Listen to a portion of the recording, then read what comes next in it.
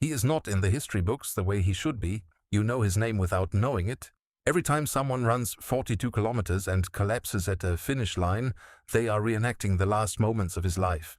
Every marathon ever run, every single one, from the Olympics to the charity runs in every city on earth, exists because of what this one man did over the course of 4 days in September 490 BC. But nobody tells you the full story. They give you the ending. The 42 kilometers. The one word. The death on the steps of Athens. They never tell you what came before it. His name was Pheidippides, and what he did in those 4 days should not have been physically possible. By the end of this video, you will understand not just what happened, but why a human body, pushed far enough beyond the edge of everything it should be able to endure, sometimes does something that has no scientific explanation. Let's begin. 490 BC. The Persian Empire is the largest the world has ever seen, stretching from Egypt to India, commanding an army of hundreds of thousands, led by Darius the Great. A king so powerful that when ambassadors from Greek city-states insulted him, he had them thrown into pits and buried alive as a message to everyone watching. Darius has decided that Greece must be crushed, not negotiated with, not taxed. Crushed, made an example of, because 10 years earlier the small city of Athens had done something unforgivable. They had helped a Greek rebellion against Persian rule, a rebellion that burned Sardis, one of Persia's greatest cities, to the ground. Darius reportedly asked his servants to whisper the words, "Remember Athens," to him 3 times every day at dinner, so he would never forget. He did not forget. In September 490 BC, a Persian fleet of 600 ships carrying an estimated 25,000 soldiers, some ancient sources say far more, landed on a small coastal plain northeast of Athens, a plain called Marathon. The Athenian generals looked at what had arrived on their coast and did the mathematics. Athens could field approximately 10,000 soldiers. The Persians had at minimum 2 to 3 times that number, with cavalry, with archers, with the most battle-hardened professional army on earth. They had just finished destroying the city of Eretria, burning it to the ground, enslaving its entire population. And they had done it in 6 days. Athens had days, maybe less, before the Persians marched. The generals made a decision. They would send a runner to Sparta, the greatest military power in Greece, to beg for reinforcements. If Sparta marched immediately, Athens might survive. If Sparta refused or delayed, Athens was finished. They chose their fastest runner, Pheidippides. What we know about Pheidippides comes primarily from Herodotus, the Greek historian writing 50 years after these events. He describes Pheidippides as a trained hemerodromos, a professional day runner. These were not ordinary athletes. They were human communication systems, trained from childhood to cover distances that would kill an untrained person, carrying messages between cities in the age before horses were reliable enough for mountain terrain. Pheidippides was given his orders: run to Sparta. Cover the distance as fast as your body will allow. Deliver the message. Return with the answer. The distance from Athens to Sparta is approximately 240 kilometers, through the mountains of the Peloponnese, over passes that reach 1,200 meters above sea level, with no roads worthy of the name, no water stations, no support crew. He left Athens and started running. He arrived in Sparta the following day. Read that again. He covered 240 kilometers of mountainous Greek terrain in approximately 36 hours. The fastest ultramarathon runners in the modern world, with GPS watches, with sports nutrition, with compression gear and years of scientific training, cover this distance in around 20 to 22 hours on good terrain. Pheidippides did it on ancient mountain paths, in sandals or barefoot, with no nutrition strategy, carrying a message that meant life or death for everyone he had ever loved. When he arrived in Sparta, barely able to stand, he delivered his message to the Spartan assembly. The Persians have landed at Marathon. Athens will fall within days. We need your army. March now. The Spartans listened. They deliberated. And then they delivered their answer. They could not march. Not yet. Sparta was in the middle of a sacred religious festival, the Carneia, during which Spartan law absolutely forbade military action. The festival would end in several days. After that, they would march. They promised. They would come. But not now. Pheidippides stood in the assembly hall in Sparta, 240 kilometers from home, and absorbed what had just been said. Athens was going to face the Persian army alone. He turned around and he ran back. Now here is where the story becomes something that historians have argued about for centuries and that modern sports scientists find genuinely difficult to explain. According to Herodotus, on his return journey through the mountains of Arcadia, Pheidippides had an encounter. He claimed that the god Pan appeared to him on the mountain, a vision so vivid and so real that he reported it in detail when he returned to Athens.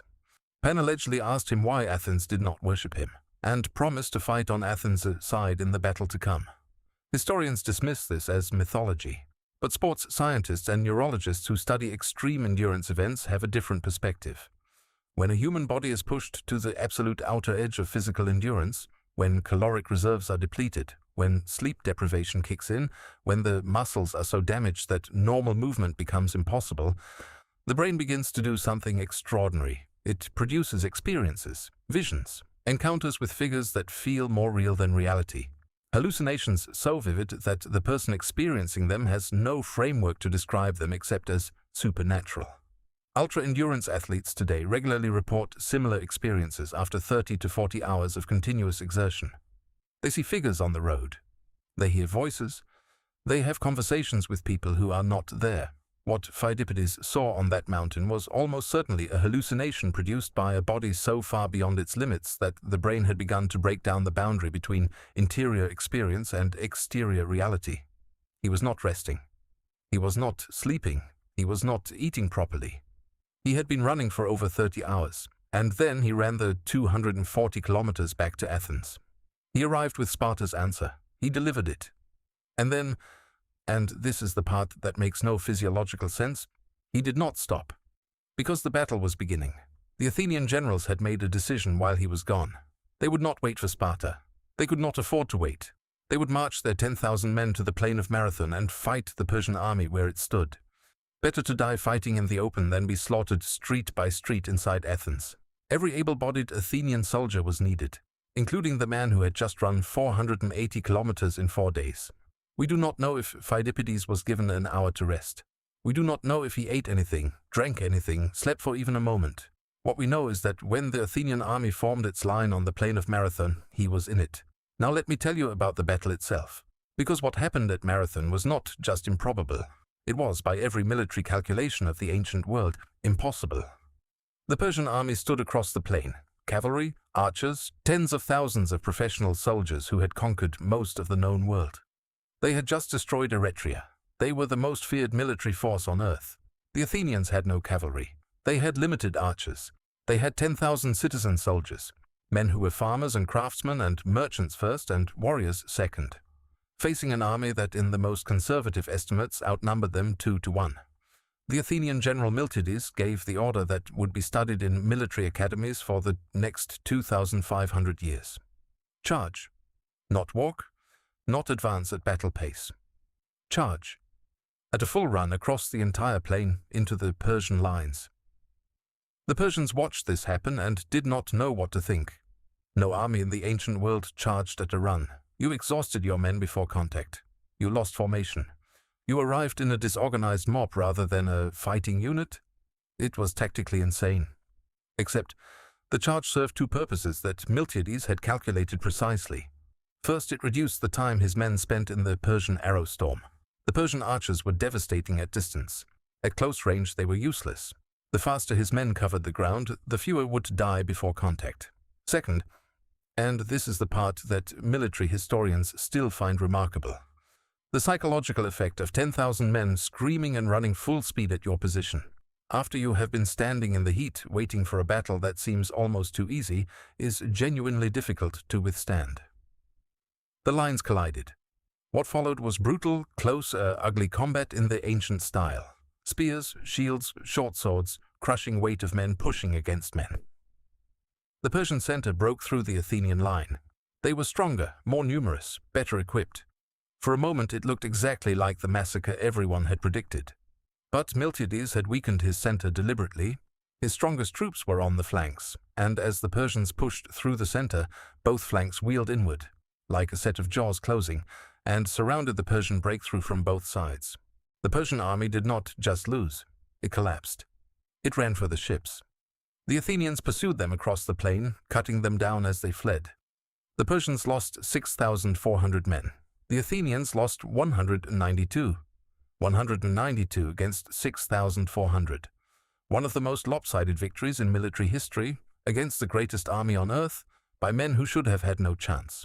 And somewhere in that charging, screaming, pushing, bleeding mass of 10,000 Athenians was Pheidippides, who had run 480 kilometers in 4 days, who had seen visions on a mountain, who was running again, across a battlefield this time, on legs that should have given out days ago.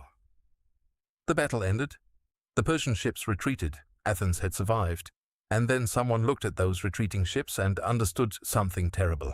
The Persian fleet was not going home. It was rounding the peninsula. It was heading directly for Athens, the city that had just emptied itself of every soldier to fight at Marathon. Athens right now was undefended. If the Persian fleet arrived before the Athenian army marched back, the city would fall in hours. The army had to move. Immediately. No rest, no celebration. They had just fought one of the most intense battles in ancient history. They were covered in blood, in exhaustion, in the aftermath of violence that no human being ever fully recovers from quickly. They started marching, 42 kilometers back to Athens. But a messenger had to run ahead. Someone had to reach Athens before the army, before the Persian ships, before panic consumed the city. Someone had to tell Athens what had happened at Marathon, that they had won, that help was coming, that the city should hold.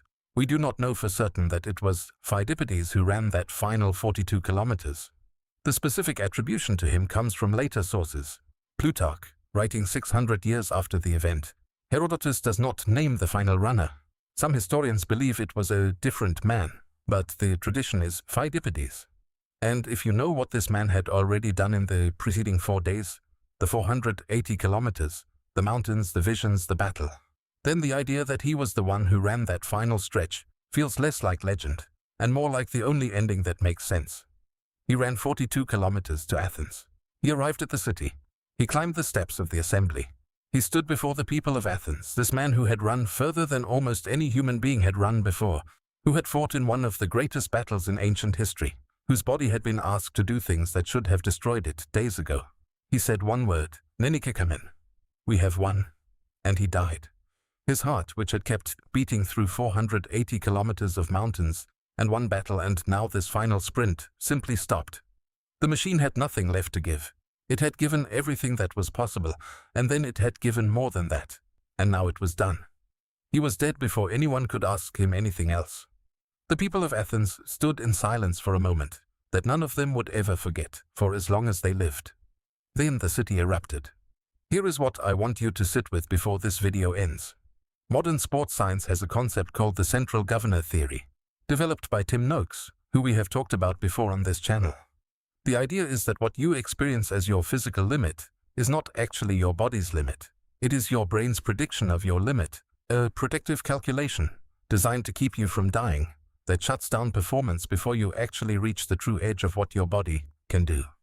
Most of the time, this system is correct. Most of the time, stopping when you feel you cannot go on is the right decision. But occasionally, in moments of absolute necessity, when the stakes are real and the purpose is clear and something larger than personal survival is at stake, the central governor steps aside. The protective calculation is overridden, and the body does something that, by the numbers, should not be possible.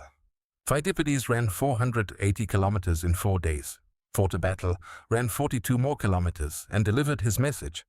The central governor stepped aside completely, not because he was superhuman, not because he was built differently from you, but because he had a reason, a city, a people, a message that had to arrive.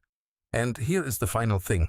The reason you know what a marathon is, the reason 26.2 miles is the distance, the reason millions of people run that distance every year in cities all over the world, is because of those last 42 kilometers. Because of one man, already destroyed by everything that had come before, choosing to run one more time. We named one of the most iconic endurance events in human history after the last thing he ever did. We forgot to name it after the man. His name was Pheidippides. Remember it.